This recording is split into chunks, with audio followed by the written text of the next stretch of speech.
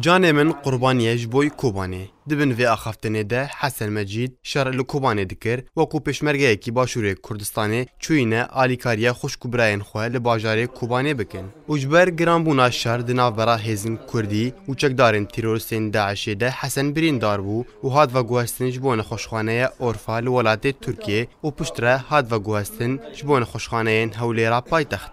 برینی من داعش حوان بارين وكوباني ذكرت راجم بانين ذكرت تمن هوان بركوتوا استجباش بنبش بخوي جورا دقرمو بو كوباني دفاع ناموس وكرامتي خوش كبرا كان دكم حسن دبیجه ام وکو پشمرگه تو جداهی تنه دماغو ام شردکن لکوبانه یعنی الچناف چه کدن به لسرخاکا کردستانی. و دبیجه از خوینا خو پیشکش دکم جبوی رزگار کردن آخا کوبانش تیروریستان. لها یما کری امولاتین لها چهار پارچه کردستان پیسیان به یما لخدمتن خلقی کوبانش بخوینی من آزاد بخوینی من پیشکش وان بید.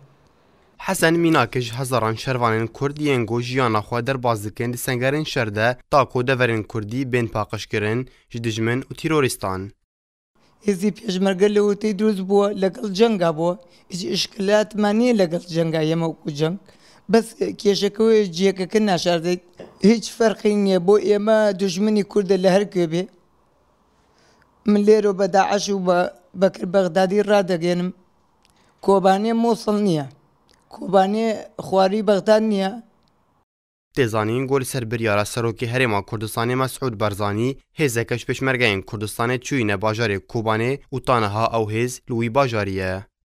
پشمرگین هرما کردستانی دبیجن کوبانه دلی هر کردکی ده و بروانی دبر آخا کوبانه ده ارک کینتویه لسر ملی هر پشمرگی کی لهرما کردستانی.